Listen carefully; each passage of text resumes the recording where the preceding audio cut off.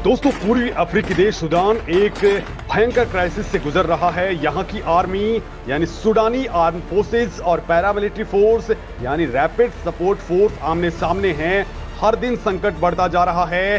500 से ज्यादा लोग मारे जा चुके हैं, 5000 से ज्यादा लोग इंजर्ड हैं। यहाँ की कैपिटल खार्तूम में पानी, भोजन, दवाइयों और ईंधन की कमी हो चुकी है। कुछ जिले तो पूरी तरह से बर्बाद हो चुके हैं। हालांकि दोनों फोर्सेज ने 3 दिनों के सीज फायर का ऐलान किया, जिसमें दुनिया के देश सूडान से अपने लोगों को बाहर निकाल रहे हैं। भारत ने भी अपने नागरिकों को निकालने के लिए ऑपरेशन कावेरी चला रखा है, जिसका भोकाल देखते ही बन रहा है। दोस्तों, भारत के लिए ये ऑपरेशन बेहद खास है, लिहाजा इस पूरे मामले को जरा करीब से जानते हैं। भारत ने यहां ऐसा क्या कर डाला कि दुनिया भारत के ऑपरेशन कावेरी को सलाम कर उठी। सूडान में अमेरिका के 16,000 लोग फंसे हैं, लेकिन वो क्यों अपने लोगों को नहीं बचा पा रहा? भारत के गरुड़ कमांडोज रात के अंधेरे में अचानक सूडान के खार्तूम में क्यों उतरे? सूडान में ये संकट आखिर पैदा ही क्यों हुआ है? क्यों यूएन इसे नहीं रोक पा रहा है? सूडान की खतरनाक बायोलैब्स तक लड़ाके पहुंच चुके हैं, उससे क्यों अब दुनिया में तबाही का खतरा आन पड़ा है? दोस्तों, ये वीडियो काफी शानदार होने वाला है, क्योंकि ये तमाम बातें हम जो डिस्कस करने वाले हैं वो आपके लिए भी बेहद जरूरी हैं। लिहाजा इस वीडियो को पूरा देखिए और इस मामले में आप क्या कुछ सोचते हैं मुझे कमेंट करके जरूर बताएं। पहले दोस्तों, जरा इस वीडियो को देखिए। ये लोग भारत पहुंचे हैं और मोदी और भारत के जयकारे लगा रहे हैं। वजह साफ है, भारत ने बेहद खतरनाक परिस्थिति में अपने इन नागरिकों को बाहर निकाल लिया है और ये अभियान अभी रुका नहीं है। भारत ने ताबड़तोड़ मिशन के जरिए 2500 से ज्यादा लोगों को बाहर निकाल लिया है। भारत की तरह ही दूसरे देश भी अपने लोगों को सूडान से बाहर निकाल रहे हैं। लेकिन अब दोस्तों, जरा ये कहानी सुनिए। जब सूडान उबलने लगा, लोग राजधानी छोड़कर के भागने लगे, तो 21 अप्रैल की रात को अमेरिकी फोर्सेज हेलीकॉप्टर के जरिए एंट्री मारती हैं, तेजी से अपने दूतावास को खाली करवाती हैं और बाहर निकल जाती हैं। भारत उस वक्त यूएन के जरिए रास्ते तलाशने में लगा था। सऊदी अरब, यूएई और मिस्र के साथ मिलकर के प्लानिंग कर रहा था। तब अमेरिका ने सूडान में एंट्री मार करके अपने ऑपरेशन को कंप्लीट कर लिया। लेकिन दोस्तों, अब पता चला कि अमेरिका अपने लोगों को बाहर निकालने में नाकाम रहा है। दुनिया का सबसे ताकतवर मुल्क अमेरिका ऐसा नहीं कर पा रहा है। अब तक उसने केवल 70 लोगों को ही, यानी अपने दूतावास के कर्मचारियों को ही निकाला, जबकि यूएस के 16,000 से ज्यादा नागरिक सूडान में रहते हैं। यानी दोस्तों, जहां भारत कूद फांद करके जान जोखिम में डाल करके अपने लोगों को बचा रहा है, वहीं अमेरिका मगरमच्छ की नींद में है। कोई फर्क नहीं पड़ता कि उसके नागरिकों के साथ क्या हो रहा है। वैसे ये पहला मौका नहीं है, उससे पहले भी कई मौकों पर अमेरिका ने अपने लोगों को जंग में अकेले जीने मरने के लिए छोड़ दिया। बड़ी बात तो यह है कि अमेरिका के स्टेट डिपार्टमेंट ने बाकायदा एक स्टेटमेंट रिलीज करके कहा है कि सूडान में लगातार हालात बिगड़ रहे हैं। वहां सिक्योरिटी सिचुएशंस और एयरपोर्ट बंद होने की वजह से सरकार लोगों को निकाल पाने के लिए असमर्थ है और कोई ऑपरेशन नहीं चला पाएगी। अपने लोगों को सूडान से निकालने की बजाय अमेरिका उन्हें बचाने के केवल तौर तरीके बता पा रहा है। जो लोग अपने आप सूडान पोर्ट तक पहुंच गए, उन्हें जेद्दा जाने के लिए केवल फेरी दी जा रही है। दोस्तों, अफगानिस्तान को छोड़कर के अमेरिका ने कभी भी अपने लोगों को जंग या फिर लड़ाई के दौरान दूसरे मुल्कों से नहीं निकाला है। ज्यादातर जंगों में अमेरिका के रेस्क्यू ऑपरेशंस केवल डिप्लोमेट्स तक ही सीमित रहे हैं, फिर वो चाहे यमन की बात हो, सीरिया की बात हो या फिर वेनेजुएला की या वियतनाम की बात। अमेरिका ने अपने लोगों को उनके हाल पर ही छोड़ दिया। हालांकि डिप्लोमेट्स ने लोगों को बचाने के लिए कई बार अपनी जान को जोखिम में डाला। तो वही दोस्तों, हमारे देश यानी भारत की बात करें तो इस मामले में भारत का कोई मुकाबला नहीं है। सूडान में भी ऑपरेशन कावेरी के जरिए भारत ने ऐसा कारनामा किया है कि दुनिया सलाम कर रही है। दोस्तों, सूडान क्राइसिस के बीच में भारतीय वायुसेना ने एक स्पेशल ऑपरेशन चलाकर के खार्तूम के पास एक छोटी एयर स्ट्रिप से 121 भारतीयों को रेस्क्यू किया है। छोटी सी एयर स्ट्रिप पर इंडियन एयरफोर्स के जांबाजों ने jumbo jet C-130J super Hercules को उतारा, उसमें भारतीयों को बैठाया और लेकर के निकल आए। इस एयरक्राफ्ट की कमान ग्रुप कैप्टन रवि नंदा के हाथ में थी, जिनको खतरनाक परिस्थितियों में डेयरिंग रेस्क्यू ऑपरेशंस में महारत है। ऐसे हर मिशन पर आईएएफ के साथ गरुड़ कमांडो फोर्सेस के कमांडो भी होते हैं, जो इस वक्त सूडान में फंसे भारतीयों के लिए हीरो साबित हो रहे हैं।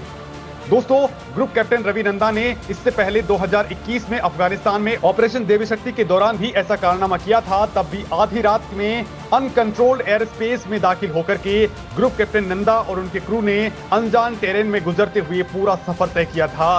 तब भी कदम कदम पर छोटे हथियारों, रॉकेट प्रोपल्ड ग्रेनेड्स और शोल्डर लॉन्च मिसाइलों का खतरा था। और इस बार भी इन कमांडोज ने नाइट विजन गॉगल्स का इस्तेमाल करते हुए विमान को लैंड करवाया। उन्होंने एयर स्ट्रिप की ओर बढ़ते हुए इलेक्ट्रो ऑप्टिकल इंफ्रारेड सेंसर्स का इस्तेमाल किया। इस एयर स्ट्रिप तक पहुंचने के लिए किसी भी तरह का नेविगेशन टूल उपलब्ध नहीं था। वैसे दोस्तों, भारत के नाम तो ऐसे कई किस्से हैं जो रेस्क्यू ऑपरेशन में फख्र से सुनाए जाते हैं। साल 1990 में जब इराक ने कुवैत पर हमला बोला, तब वहां भारत के 2 लाख से ज्यादा लोग फंसे हुए थे। भारत उस स्थिति में था कि वो कुवैत पर किए गए सद्दाम हुसैन के हमले की आलोचना भी नहीं कर सकता था। ऐसा करने पर वहां फंसे हुए भारतीयों की जान को खतरा हो सकता था। लिहाजा हालात की गंभीरता को देखते हुए खुद तत्कालीन विदेश मंत्री आई.के. गुजराल ने सद्दाम हुसैन से मुलाकात की। इस दौरान सद्दाम हुसैन ने आई.के. गुजराल को गले लगाया। कई देश जंग के दौरान भारत के विदेश मंत्री के तानाशाह सद्दाम हुसैन से मिलने की खूब आलोचना कर रहे थे, लेकिन इसका भारत को फायदा मिला और सभी लोग सुरक्षित वहां से बाहर निकल आए। इस दौरान भारत ने कई देशों की मदद की थी। उस दौरान दुनिया का सबसे बड़ा रेस्क्यू ऑपरेशन चलाने के लिए एयर इंडिया का नाम Guinness book of world records में दर्ज किया गया था। इसके बाद दोस्तों, साल 2017 में तत्कालीन विदेश मंत्री सुषमा स्वराज ने एक ट्वीट किया था कि अगर आप मंगल ग्रह में भी फंसे हैं तो वहां भी भारतीय दूतावास आपकी मदद करेगा।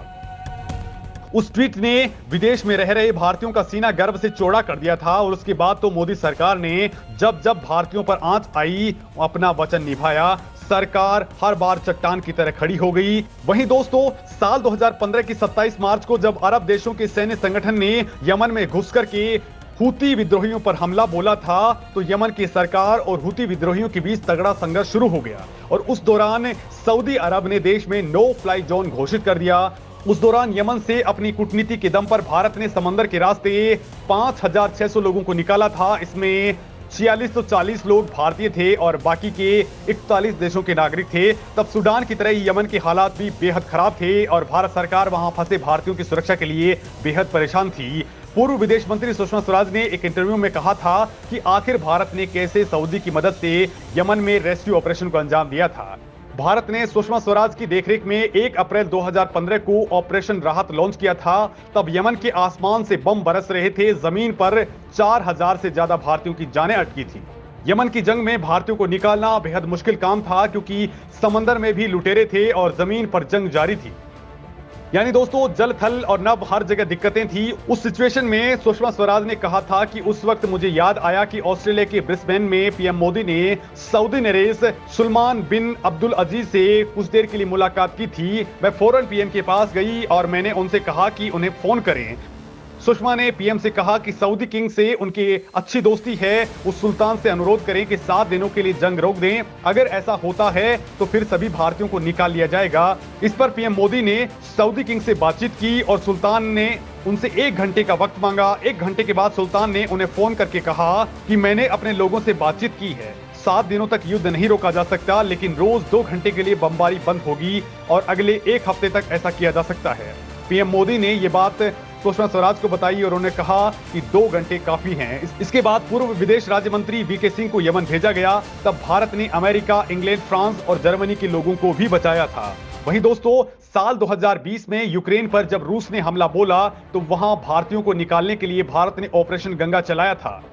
इसके तहत भारत सरकार ने रोमानिया, पोलैंड, हंगरी, स्लोवाकिया से कांटेक्ट स्थापित करके अपने नागरिकों को बचाया। बीच युद्ध में प्रधानमंत्री मोदी ने यूक्रेन और रूस के राष्ट्रपति से फोन पर बात की थी और कहा जाता है कि उसके बाद दोनों देश भारतीयों को क्लियर पास देने के लिए एग्री हुए थे। तो वहीं दोस्तों, इससे पहले कोरोना के टाइम विदेश में फंसे भारतीयों को वापस लाने के लिए वंदे भारत मिशन शुरू किया गया था, जिसके जरिए 30 अप्रैल 2021 तक करीब 60 लाख भारतीयों को सुरक्षित अपने वतन वापस लाया गया। तो वहीं 2015 में जब नेपाल में भीषण भूकंप आया था, तो उस दौरान भी मोदी सरकार ने ऑपरेशन मैत्री के जरिए 5000 से ज्यादा भारतीयों को भारत ले आए थे। दोस्तों, भारत ने हर ऑपरेशन के जरिए न केवल अपने लोगों की मदद की, बल्कि दुनिया के देशों की भी मदद की, फिर चाहे यूक्रेन में फंसे पाकिस्तानी ही क्यों ना हो। और दोस्तों अब एक बार फिर से इम्तिहान की घड़ी है। इस वक्त पूर्वी अफ्रीकी कंट्री सूडान में सिविल वॉर की क्राइसिस चल रही है और वहां फंसे भारतीयों को निकालने के लिए मोदी सरकार ने न केवल तगड़ी प्लानिंग की बल्कि सेना के कमांडोज को भी उतार दिया, जिसे देखकर दुनिया भी हैरान है। तो वहीं दोस्तों भारत सरकार ऑपरेशन सूडान के जरिए कैसे भारतीयों को बचा रही है, जिसे देख अब दुनिया हैरान है। तो वहीं दोस्तों अब मैं आपको बताता हूं कि सूडान में आखिर ये संकट पैदा ही क्यों हुआ। तो एक बात तो आप जान लीजिए कि पूर्वी अफ्रीका का सूडान एक अनस्टेबल और पुअर कंट्री है, जिसकी राजधानी खार्तूम में भीषण संघर्ष चल रहा है। इस पूर्वी अफ्रीकन कंट्री की राजधानी खार्तूम में यहाँ की मैन एयरफोर्स और अर्धसैनिक बल यानी रैपिड सपोर्ट फोर्स के बीच में संघर्ष हो रहा है, जिसमें 500 से ज्यादा लोग मारे जा चुके हैं और 5000 से ज्यादा लोग घायल हैं। यहां अक्टूबर 2021 में ही तख्तापलट के बाद से हालात बेहद बिगड़े हुए हैं। इस वक्त देश की कमान सेना प्रमुख जनरल अब्दुल फतह बुरहान के हाथ में है, तो उनके विरोध में रैपिड सपोर्ट फोर्स के जनरल मोहम्मद दगलो हैं, जो रुकने का नाम नहीं ले रहे। दोस्तों संयुक्त राष्ट्र ने इस मामले में हस्तक्षेप करके इसे रोकने की कोशिश की। अमेरिका ने भी तगड़ी वार्निंग दी, लेकिन सीज फायर के बीच भी संघर्ष जारी है। तो इसी बीच सबसे बड़ा संकट उस बायो लैब को लेकर के है जो खार्तूम में मौजूद है। इसको लेकर के WHO ने कहा है कि सूडान की रैपिड सपोर्ट फोर्स ने नेशनल पब्लिक हेल्थ लेबोरेटरी पर कब्जा कर लिया है, जिससे वहां बड़ा जैविक खतरा पैदा हो गया है। RAF लेबोरेटरी में किसी को घुसने नहीं दे रही और यहां पर पावर सप्लाई भी काट दी गई है, जिससे लेबोरेटरी के जीवाणु बम बनने का खतरा पैदा हो गया है। इस लैब में कई बीमारियों के नमूने और बायोलॉजिकल सामान रखे हुए हैं, लिहाजा अगर लैब के अंदर किसी भी तरह का संघर्ष होता है तो ये लैब जीवाणु के बम में बदल जाएगी। हालांकि दोस्तों इससे पहले ही भारत ने यहां अपने ऑपरेशंस के जरिए अपने लोगों को निकाल लिया है।